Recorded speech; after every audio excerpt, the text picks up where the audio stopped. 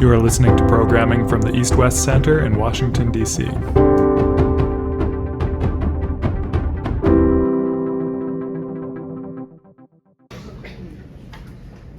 Well, good morning, everyone, and welcome to the East-West Center. My name is Satu Lemay, and I'm the Vice President of the East-West Center and Director of the East-West Center in Washington. We're delighted to have you today for this program on Bangladesh. As you know, this is a fairly critical time. We're about 10 months in and several months away from next year's planned elections in Bangladesh. But today's focus is primarily on Bangladesh's foreign relations with the United States, with India, and with China. And we have just an extraordinary group of distinguished experts. Leading off, of course, is one of the reasons why you're all here, Ambassador Farooq Sobhan, who's a distinguished fellow and board member of the Bangladesh Enterprise Institute. And as you know from the bio that you received as part of this invitation, he is himself a distinguished diplomat in the service of his country and very well known around the world as a thinker, not only on Bangladesh, but on South Asia and regional affairs and international relations. So thank you, Ambassador, for making the time. We haven't seen each other for some time since we last met in Dhaka. Now that I know that you're a regular visitor, we will take advantage of you. We also have Dr. Aparna Pande, who's here as a research fellow from the Hudson Institute. She's a great friend of the East-West Center's, a leading authority on India, and is going to be focusing on India's views. And we have Nilanthi Samarnayake, who is, we're delighted to say, an adjunct fellow here at the East-West Center, my former colleague at the Center for Naval Analysis, and just an all-around South Asia walla, particularly focusing on Indian Ocean and the small states. So as you can see, distinguished lineup, as they would say in baseball, three great lead-off hitters, and we'll go with that. We've asked Ambassador Sobhan to open for about 20 minutes on an overall view of Bangladesh's key relationships, then have Nilanthi speak on the U.S. approach, and then Aparna speak particularly on engagement with India and to some extent with Pakistan and China. So then we'll move to comments and questions. Ground rules. This program is on the record. It is being recorded, so please note that for the Q&A session. And the video of the program will be uploaded and available on our YouTube channel of the East-West Center in due course after we get some sound editing and some work done. So with those ground rules, welcome, thank you for attending, and I'll turn it over to Ambassador Sobhan.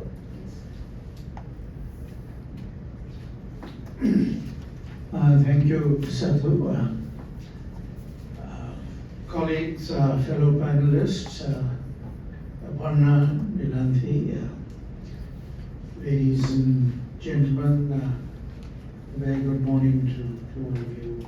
It's a pleasure for me to be invited to share some thoughts with you this morning on the current state of play in the case of Bangladesh with three major countries, namely the United States, China, and India. At the outset, I should mention that today is the 2nd of July. The entire month of July is being commemorated in Bangladesh because this was the month where the student movement started, which eventually led to the fall of the Sheikh Hasina government. It's an occasion to remember the many young lives that were lost in this quest for change and the removal of an autocratic government which had been in power for some 15 plus years at a stretch. Needless to say, there have been, in my view, very significant changes on the foreign policy front. Since the formation of the interim government under Professor Muhammad Yunus, who, as you all may know, was a Nobel laureate, Peace Prize winner, well known for his pioneering work on microcredit and social business.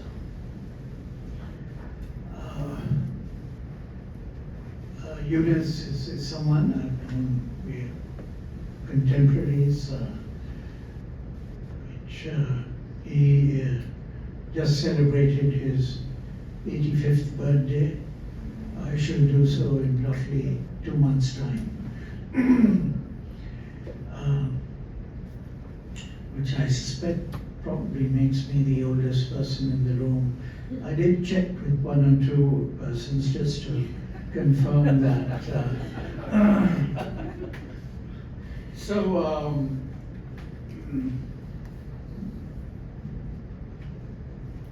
I was there at the birth of US-Bangladesh relations back in '72 when we established diplomatic relations with the US as the very first director in the newly established Foreign Ministry of Bangladesh, in charge of, we had huge empires at that time, so I was looking after the whole of Asia Pacific and North and South America.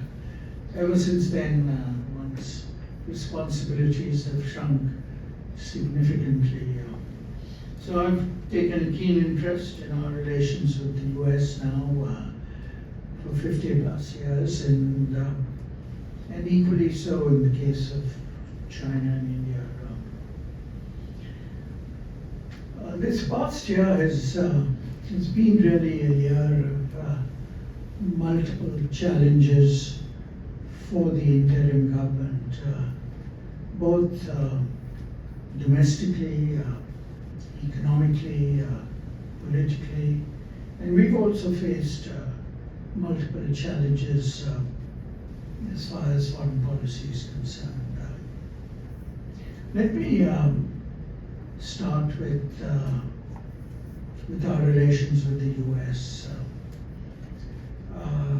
By a happy coincidence, only 2 days ago, we had a very, I would say, exhaustive and positive telephone conversation between the Secretary of State, Mr. Rubio, and our Head of Government and Chief Advisor, Professor Yunus. I'm going to take the liberty of reading a little bit from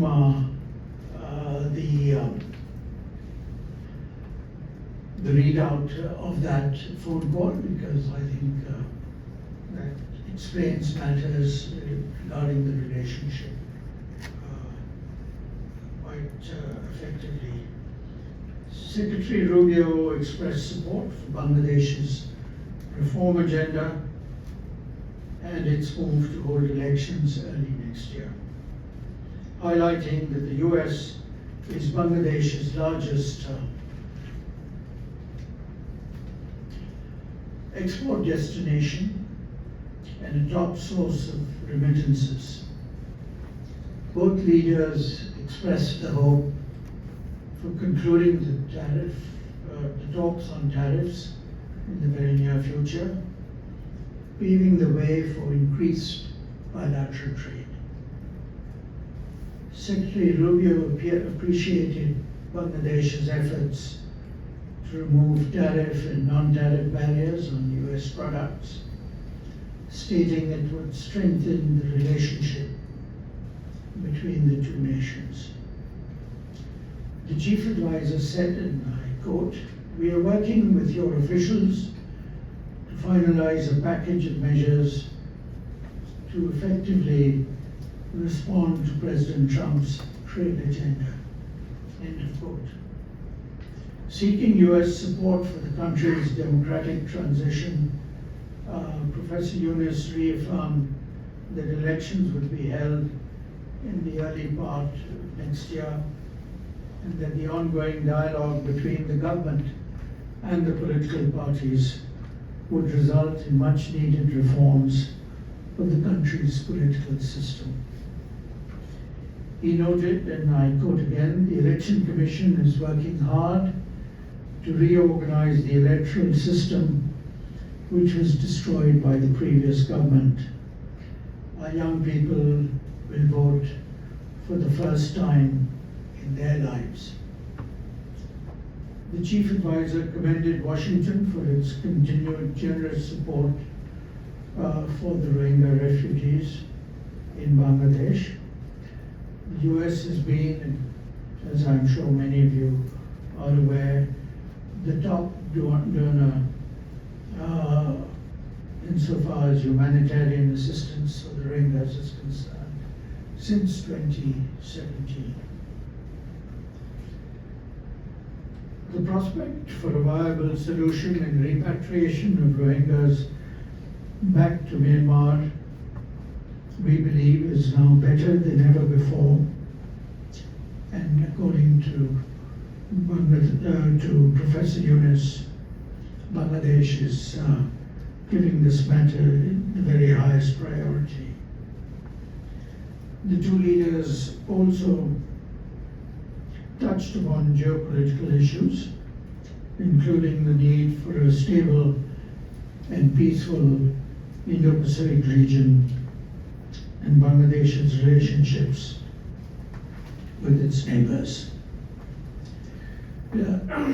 During the last 6 weeks, I've had a chance to meet a number of people, both inside the State Department as well as think tanks, and I've had several rounds of meetings with the US-Bangladesh Business Council, which is very actively engaged in promoting both trade and investment between the US and Bangladesh. So on the whole, I would say things are moving well insofar as US-Bangladesh relationships are concerned.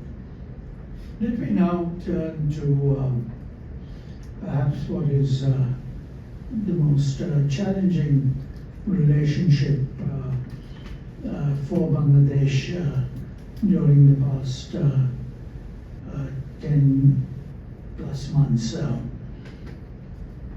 and that's our relations with India. So we were, until the fall of the Hasina government, India and Bangladesh enjoyed what can only be described as a very special relationship. Earlier, I'll have to apologize. Early happy birthday wishes, perhaps. Put this on silent.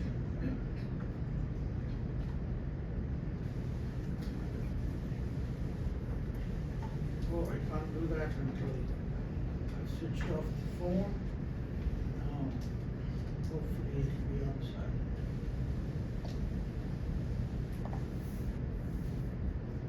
Gosh, apologies. So as I was saying, from what was a very special relationship, my candid assessment is that relations with India today are extremely tense, difficult, and strained. I've been deeply involved in India-Bangladesh relations. I served there as ambassador for 3 years, and I've been a regular visitor to India for many years. It's a very, I would say, diverse relationship. Covers virtually every sector and field. one of the big success stories in the India-Bangladesh relationship has been our energy cooperation. What we saw during the 15 years of the Hasina government were three things. One was a willingness to address a wide range of issues of special concern to India. Connectivity being one of them, which included transit rights through Bangladesh from what one can refer to as mainland India to the Indian Northeast. Security cooperation was a very significant part of the relationship. And the fact that in return, India was willing to extend its full support to the Hasina government in the wake of the three what the people of Bangladesh felt were three extremely flawed elections that took place in December of 2013, December of 2018, and the last one was January 2024. Hasina felt that in order to kind of respond to international criticism, particularly from the US and our friends in Western Europe, the EU, Indian support was of critical importance, and that support was indeed forthcoming. We had this, in my view, kind of dichotomy where at the government-to-government level during Hasina's 15 plus years at a stretch, relations were extremely close and cordial at the government-to-government level. But at the, what I would call the popular level, at the level of people, certainly in Bangladesh, there was a perception that we gave a lot and got very little in return, particularly on the issue of the sharing of the waters of the joint rivers. We share 54 rivers with India. In each case, we are the lower riparian.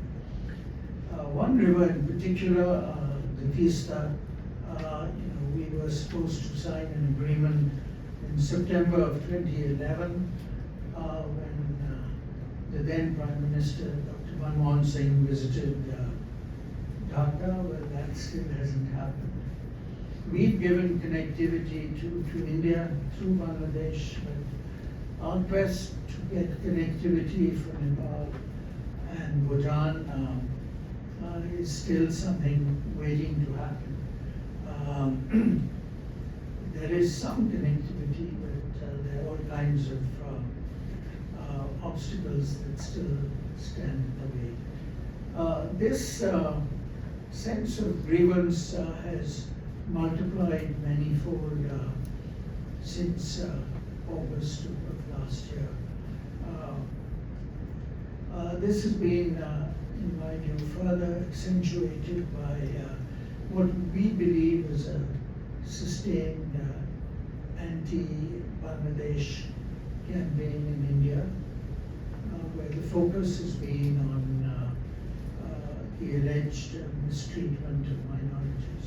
That is not to say that there haven't been incidents. There have been incidents, but we believe that this has been greatly exaggerated. Professor Yunus has reached out personally on more than one occasion to India. He has opened the door to any Indian journalist who would like to visit Bangladesh. He has given interviews to many of them. we have imposed no restrictions on Indians visiting Bangladesh, whereas, as you might be aware, there are today serious restrictions, visa restrictions for Bangladeshis wanting to visit India. And I'd say to the detriment of our trade and economic relations.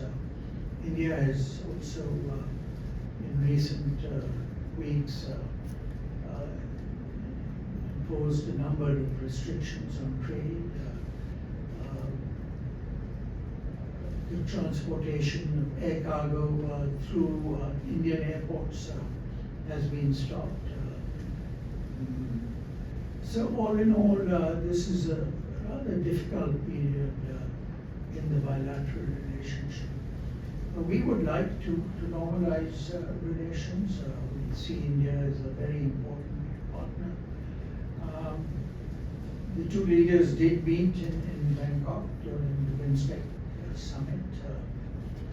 And one issue which Professor Yunus raised with Prime Minister Modi was not simply the presence of Sheikh Hasina in Delhi, but the fact that she was making some rather inflammatory statements which was having an effect within the country and further inflaming opinion against India, making it more difficult for us to engage with India. So there's a lot of work to be done in the area of Indo-Bangladesh relations. Let me conclude with a few thoughts about our relations with China. Professor Yunus visited China and met with President Xi Jinping. The Chinese have reaffirmed their strong support for Bangladesh. The quantum of assistance has been increased. Our trade with China is our largest trading partner. Trade is roughly some $25 billion. Chinese investments have increased substantially. They have also implemented a number of infrastructure projects. So all in all, it's, I would say, the Chinese relationship with Bangladesh has progressed significantly during the last 10 plus months. But to conclude, I would like to say that on one, I would say, basic tenet underpinning Bangladesh's foreign policy, things have not changed, namely our desire to have good relations with all the three countries without showing any marked preference for one over the other. We don't want to get embroiled in the disputes that take place. We have shown our support for the Indo-Pacific strategy, while at the same time being active members of China's Belt Road Initiative. I think this applies equally to our relations with the European Union and Western Europe. We've also taken every possible effort to strengthen our ties during the last 10 plus months with the ASEAN countries, with Japan, Korea, two very important partners of Bangladesh. And we've also reached out to the Gulf Cooperation Council. Professor Yunus has been quite active. He's visited, made 10 visits in the last 10 months, and a few more are in the pipeline. Our big advantage is that he enjoys close personal relations with a large number of world leaders. He's put that to good use. His microcredit program is replicated in India, in China, and in the United States. He has maintained offices in all these countries, providing technical assistance and know-how. So this is something which has proved to be very helpful in furthering our foreign policy agenda, which remains focused on trade, investment, remittances. So that still remains the cornerstone of our foreign policy. And Professor Yunus and his interim government has done everything possible to advance that agenda. I'll stop here and hopefully we can take some questions later on. Thank you. Ambassador, thank you so much. It was really a wonderful overlay. As we turn to Nilanthi and then to Aparna, I just would ask you to consider one thing I'd love to hear a little bit more about. You mentioned in passing BIMSTEC, you mentioned ASEAN and GCC, but where does Bangladesh think there may be opportunities in this, managing the three big major country powers, where some of these multilateral or unilateral organizations might be helpful to Bangladesh's case, is one question that I just ask you to maybe think about, and then tease a little bit more out on what role Bangladesh thinks, particularly relating to ASEAN, about connectivity and opportunities around the Bay of Bengal for economic and commercial activities. Let's turn to Nilanthi for U.S. views. All right, thank you, Satu. Good morning, everyone. I'll provide my personal research and views today. I'll make 3 points. This is a great time to discuss Bangladesh and specifically U.S.-Bangladesh relations because they have a lot of history to them. But first and importantly and more recently, it's been quite a busy past month, the month of June, for this relationship and across multiple dimensions: economic, defense, diplomatic. Within the past week, at the senior-most levels, as Ambassador Sobhan mentioned, Secretary of State Rubio spoke with Chief Advisor Yunus. Also, we saw Bangladesh's National Security Advisor meet with Deputy Secretary of State Landau in Washington. Also, we've seen news reports of tariff negotiations about the trade and in Washington. Also, with between the NSA and U.S. Assistant Trade Representative Lynch. Within the past week, also Bangladesh's Armed Forces Division publicized a meeting with the incoming U.S. Defense Attaché.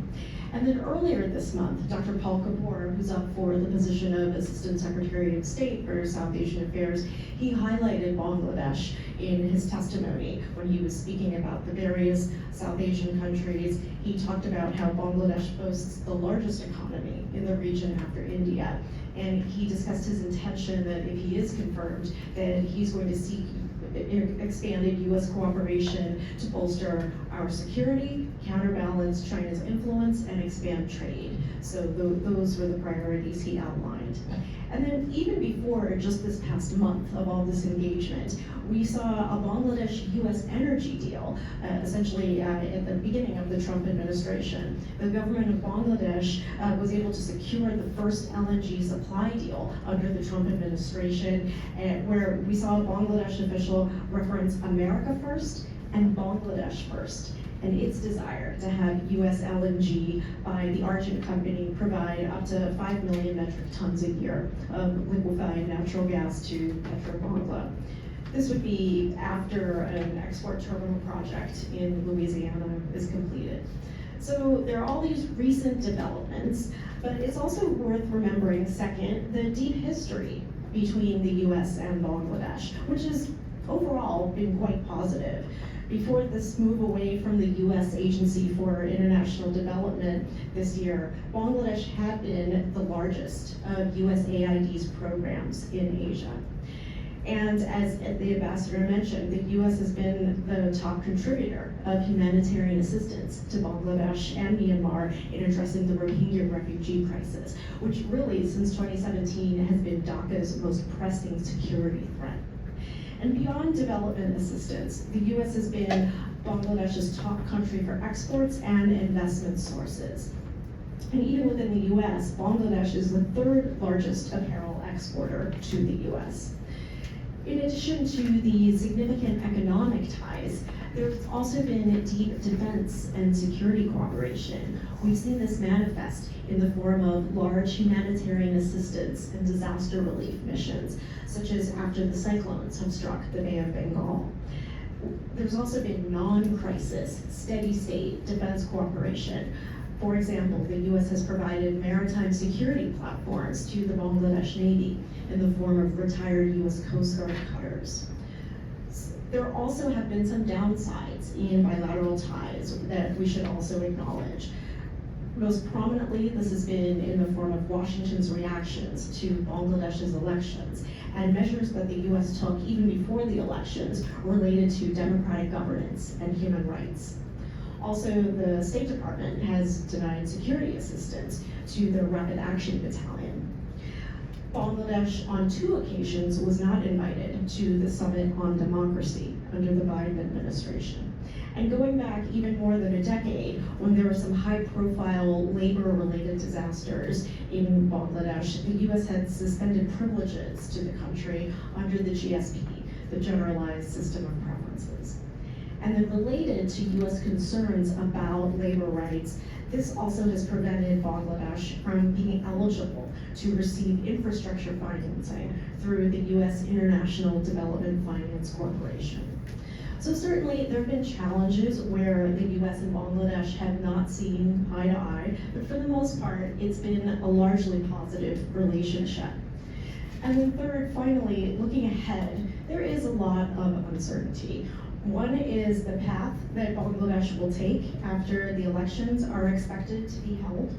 And there's only some clarity on the Trump administration's approach to strategy and policy. We're at about 6 months in, although we should hopefully see a national security strategy document and a national defense strategy summary document. And if there's a new iteration of the Indo-Pacific strategy, hopefully we'll see a specific approach outlined toward Bangladesh. But in terms of specifics at the moment, I see at least 6 issues of salience. The first is, and foremost, is tariffs and trade. This is really a critical aspect of bilateral cooperation. The ready-made garments industry has been critical in powering Bangladesh's economy and economic growth. Also, the U.S. plays a critical role as Bangladesh's single largest country destination.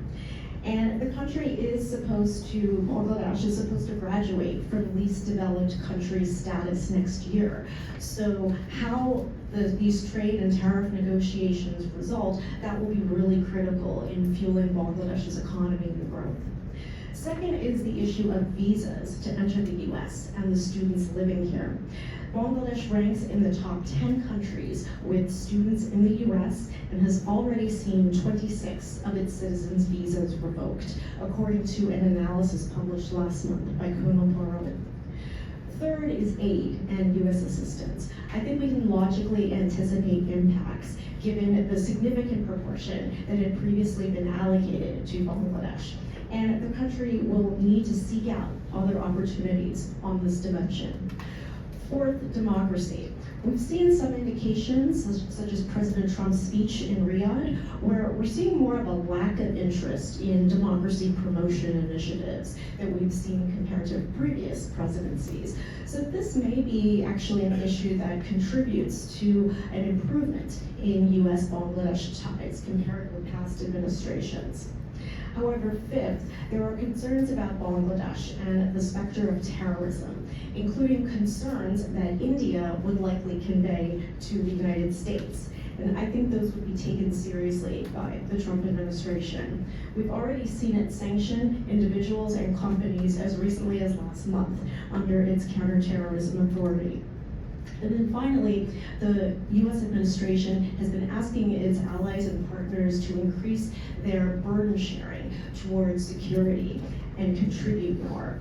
And the Indo-Pacific has really been the region that is discussed as that single unit. But if we think about the Indian Ocean segment of the Indo-Pacific, there hasn't been as much attention. However, there has been a focus on the US talking about the importance of its relationship with India as a country versus the Indian Ocean region. And of course, India is a very strong partner for the United States. But I think this is a potential opportunity for Bangladesh to really highlight how it is also contributing to regional security and to burden sharing of the Indian Ocean region. And this is in the form of its maritime security contributions. We've seen this through naval operations, and we've also seen this in leadership in regional cooperative maritime institutions. So I think this is an aspect of Bangladesh's contributions that don't get as much attention, but I think it can make the case that it is also contributing to regional peace and security with impacts not only in the Indian Ocean, but for the wider Indo-Pacific region. And I'll stop there. Thank you, Milanti. Thanks very much. We turn it over to Aparna. Maybe one thing to come back to is I didn't think I heard on generalized system preferences. And I know that's a congressional matter, but as I recall, Bangladesh is heavily reliant on GSP preferences, particularly for its apparel sector. So maybe we can get to that a little bit. Aparna, I think you're going to discuss Bangladesh and India and Bangladesh and Pakistan. A lot to cover. Yeah. Morning. I'd like to start by thanking East West Center and Sadhu for inviting me. Wonderful to be on the panel with Ambassador Sobhan and Milanti. I also think that I've been given the toughest job to do, considering how India-Bangladesh relations are today. Every country's geography and its history defines its foreign security policy. And for the Indian state, the subcontinent is one entity, and the states neighboring India are critical to India's security. As a post-colonial state whose territorial integrity is critical, India sees its immediate neighborhood and would like its immediate neighborhood to comprise friendly states and remains averse to any outside powers aligning with India's neighbors or India's neighbors working in collusion with outside powers at India's expense. And neighbors are important for India's internal security. They are also important for India's economic relations and India's domestic politics. India's relations with Bangladesh, and Ambassador Sobhan touched on this, are complex and complicated, both historically and today. In 1971, India assisted the birth of Bangladesh and has maintained relations with every regime since then. India, a democracy, has never based its foreign policy with neighbors or others on their political system. India has dealt with neighbors whether they are dictatorships or democracies. However, India's relations with Bangladesh have oscillated depending upon which party is in power. Historically, when the Awami League is in power, India's relations are stronger, but when there's another party or an interim government or military rule, India's relations have normally worsened. Currently, relations between Dhaka and Delhi are among the worst they have been in decades. Dhaka views India's strong relations with the former Awami League regime as having enabled the regime's excesses, and Sheikh Hasina's presence in India is seen as representative of that fact. Delhi argues that it has always worked with whoever is in power in Bangladesh, and at the end of the day, the Awami League regime was elected by Bangladeshis in 2008, not by India. India is also deeply concerned about political developments inside Bangladesh, especially with Islamist parties being supported and opposition parties banned. The return of the Bangladesh Jamaat-e-Islami to active politics, with the Supreme Court lifting a ban imposed in 2013, does not bode well for Bangladeshi politics. This is at a time when the Awami League remains banned, and that too under anti-terrorism laws. These actions risk a return to the past when the ruling party in Bangladesh would thwart opponents. It is not a path towards reconciliation or moving forward. The current rhetoric in both countries is hurting relations between neighbors. For over a decade, the two countries had strong diplomatic, economic, and security relations. Ambassador Sobhan touched on those. And there was an attempt at regional integration between India's northeastern states, Bangladesh, and continental Southeast Asia. These have been beneficial to both countries. Since the 1990s, as India's own economy grew, India has focused on not just developmental aid, but economic investment for strategic benefits. India's bilateral trade with Bangladesh stands at over 10 billion. India's aid also consists of grants, low-interest loans, and lines of credit for building infrastructure projects. Historically, India has had close security ties with Bangladesh, helped build Bangladesh indigenous defense capacity, training, technical and logistical support. The two militaries also cooperate in counter-terrorism and in humanitarian assistance and disaster relief, or HADR. They've also tried to settle some border disputes. In 2015, the two countries settled their border dispute, which dated back to 1976, I think, and India handed over additional territory to Bangladesh. The land border was resolved, but there is still an issue about sharing of water rivers. In 1996, the two countries signed the Ganga Water Sharing Treaty. That treaty is up for renewal, I believe, in 2026. And right now, because of the current tensions, there are voices in India which call for renegotiation, not just extension or signing of the treaty. Similarly, the Teesta water dispute that Ambassador Sobhan mentioned, the two countries have still not signed it after 15 years almost. For 2 decades, India has encouraged inter-regional trade between its northeastern states, Bangladesh, and continental Southeast Asia. India offered to create an energy corridor whereby electric power-rich neighbors like Bhutan and Nepal can export excess capacity to India, Bangladesh, and onwards to continental Southeast Asia. This, from India's point of view, would have a geostrategic benefit of countering the rise of Chinese influence. In 2020, India granted a transshipment facility to Bangladesh to streamline trade and make it easier and cheaper for Bangladesh to access South Asian countries and international markets using Indian land routes, seaports, and airports. However, in April 25, India suspended that facility. Similarly, for some years, India has allowed Bangladeshi companies to export ready-made garments as well as export jute and flax through Indian ports. Recently, India terminated that facility, and these goods can only enter through the two seaports of Kolkata and Mumbai. These actions will actually limit Bangladesh's access to not just the Indian market, but other markets, and increase costs for the garment industry. Bangladesh, India have also had strong security relations because Bangladesh is critical to India's security interests when it comes to India's northeast. And there have been several long-standing insurgencies in the northeastern states, and for India it has always been critical that the ruling dispensation in Dhaka keeps India's interests in mind. In this context, India is wary about the resurgence of or deepening of Bangladesh's ties with Pakistan and its closer bonds with China.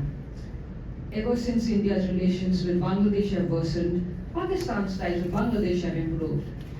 There are close security relations, there's talk of trade, cooperation between the two countries, there are military engagements, and while some of those are routine, from India's point of view, at the end of the day, Bangladesh and Pakistan should increase ties. But how are you going to increase ties with a neighbor that you are not really next door to? It will either need to be transit trade through India, which would require better India-Pakistan-Bangladesh relations, and then in turn India may ask for transit trade on the other side with Afghanistan, which Pakistan would need to grant. So the countries would need to allow transit trade, or maybe go back to what they had signed in the 1990s, which was the talk of a South Asian free trade area or South Asian preferential trade agreement, for which both India and Pakistan would need to give transit trade. Bangladesh's relations with China are strong and deep, and Master Sobhan mentioned them. However, India's concerns come from the fact that historically, Bangladesh has, and Master Sobhan mentioned this, balanced its ties with its neighbors and external powers to ensure that it keeps their interests in mind. So, when there are some critical infrastructure projects, Bangladesh has chosen either Japan or United States and not chosen China. If that changes, then that would send a message to India which would not really be helpful for either country. Secondly, from India's point of view, deepening relations between Bangladesh and India's northeast are good, but at a time when relations are friction-ridden, Bangladesh referring to India's northeast and asking China to come into India's northeast through Bangladesh isn't something which Delhi looks at favorably. A recent informal trilateral meeting between Bangladesh, Pakistan and China in late June also has raised concerns. Bangladesh has downplayed it, Pakistan has played it up, and so has China. And so we'll have to wait and see how Bangladesh manages this trilateral, whether it's just going to be a meeting which happens or whether it's going to deepen, and other countries in South Asia and not India will be invited to be part of this. To conclude, India and Bangladesh would benefit by moving beyond rhetoric. Over the last decade, India should have done a better job of maintaining relations with all stakeholders inside Bangladesh, not just the ruling party. It appears that India's current policy is to wait till the elections and then improve relations with whoever wins the elections. Even if that be the case, India should ensure domestic rhetoric does not damage relations with an important neighbor and partner. Bangladesh has long sought to balance India and China and the United States. And while that is natural, at the end of the day, India has been a dependable partner and friend, a lot more than the other two countries. The current regime in Bangladesh may have concerns about India's support for the previous regime and the presence of Sheikh Hasina. But that said, even Bangladesh leaders would benefit by lowering the domestic rhetoric. At the end of the day, no country can escape its geography. Bangladesh is important to India, but India is very important to Bangladesh. I'll stop there. Thank you. Aparna, thanks so very much. I hope we can come back to, I didn't catch the point about land transit routes. I remember visiting the integrated checkpoint at Dauki, coming down from the northeast from Meghalaya through Shillong. And I just wondered how those were operating now under these circumstances. Are they much more constrained than I remember? Very constrained. I figured as much. And I'd like to hear maybe a little bit more if you have some thoughts on the Indian business community's view of Bangladesh. Some recent polling on Indian business perspectives of cooperative opportunities in the region have cited, but I honestly don't know whether that preceded the last year of relations or whether that significantly changed downturn as government-to-government relations have also downturned. Look, the floor is open. I want to remind folks that it's on the record and being videotaped just so everyone is fully transparent. And I'll just ask you to identify yourself and or your affiliation, and we'll go from there. I see John Brandon's hand first, so please, John. Thank you, Satu, and thank you to the Please stand up, John, okay, sure. just so folks can Sure. hear and see. Yeah, my name is John Brandon. My affiliation today is that I'm a friend of the task force. I have just a couple of questions. You mentioned BIMSTEC, and that Prime Minister Modi and Prime Minister Yunus had met around the BIMSTEC summit. How is BIMSTEC progressing, especially in light of the political turbulence inside of Myanmar? And the other question I have is about BRICS. I know Bangladesh would like to be a member of BRICS, and I was wondering what the prospects for membership are for Bangladesh, and what does Bangladesh hope to gain by that membership? And thanks, John. Hey, and I kind of, if I could just tag on, because I mentioned the minilaterals and multilateral space in Bangladesh's foreign policy. So John has highlighted two particular ones, but I also had BRICS in mind, but didn't want to kind of front load the question given the Trump administration's attitude towards the BRICS. I wondered whether that was a net positive opportunity for Bangladesh or perhaps more complicated. So just to add on to John's question there, Ambassador. And or Aparna Pande too. Sure. Very briefly, thank you, John, for those two questions, and pleasure seeing you again. I think BIMSTEC has run into serious difficulties, primarily due to developments in Myanmar.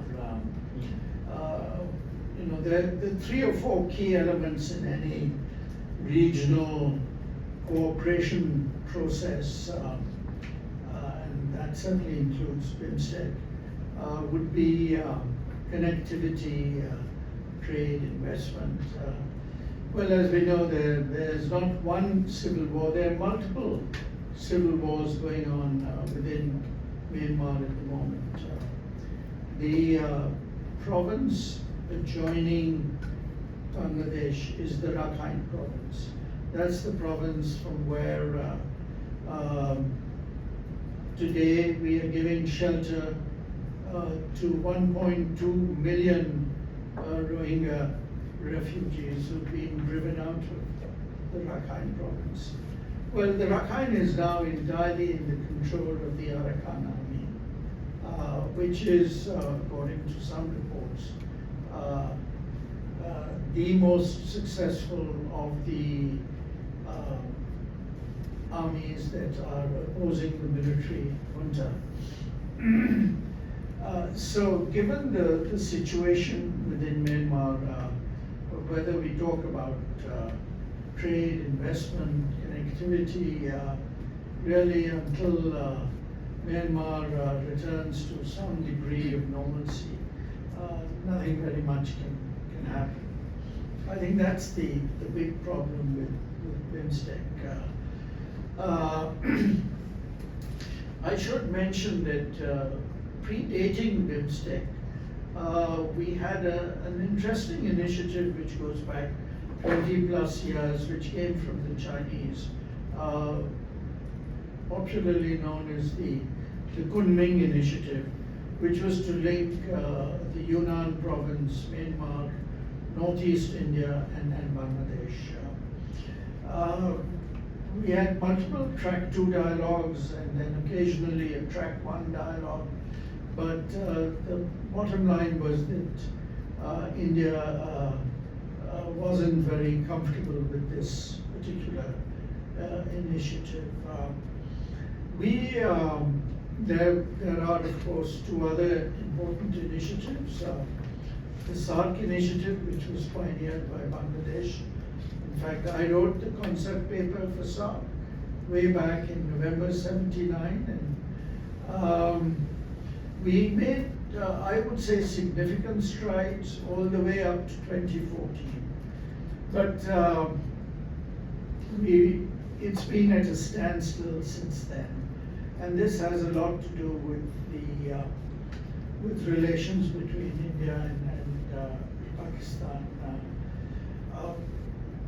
My own view is that you may have bilateral differences.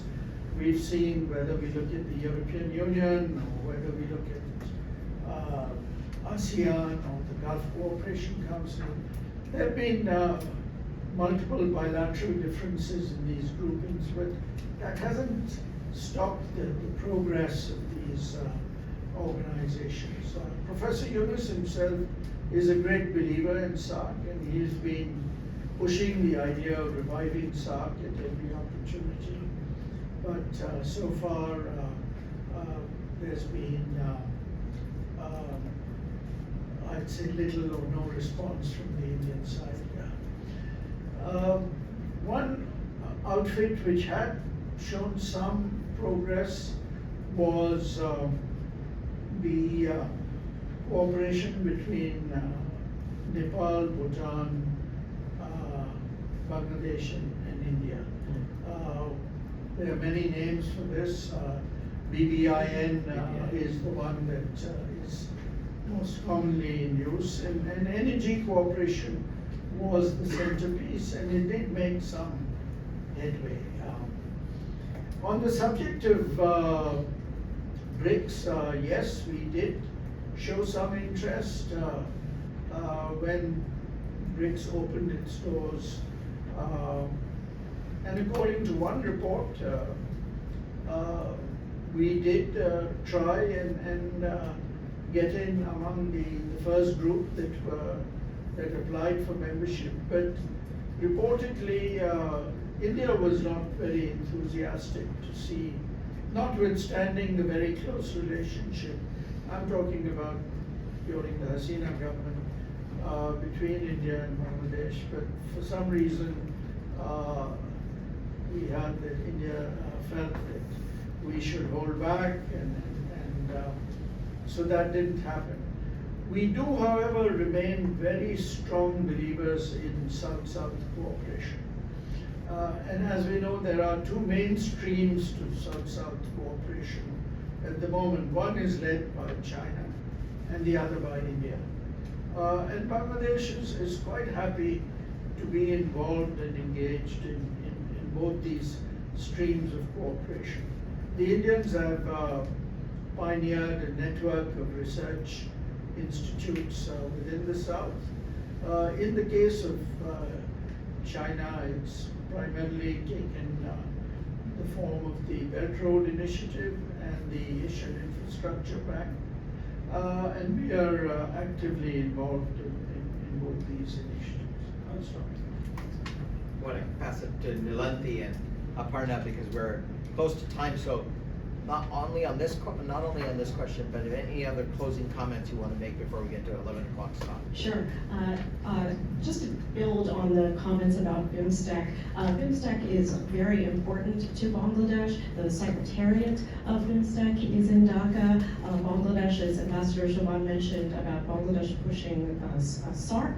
Bangladesh has certainly been an advocate of increased multilateralism within South Asia, so it continues that with BIMSTEC. It's currently chair of BIMSTEC right now.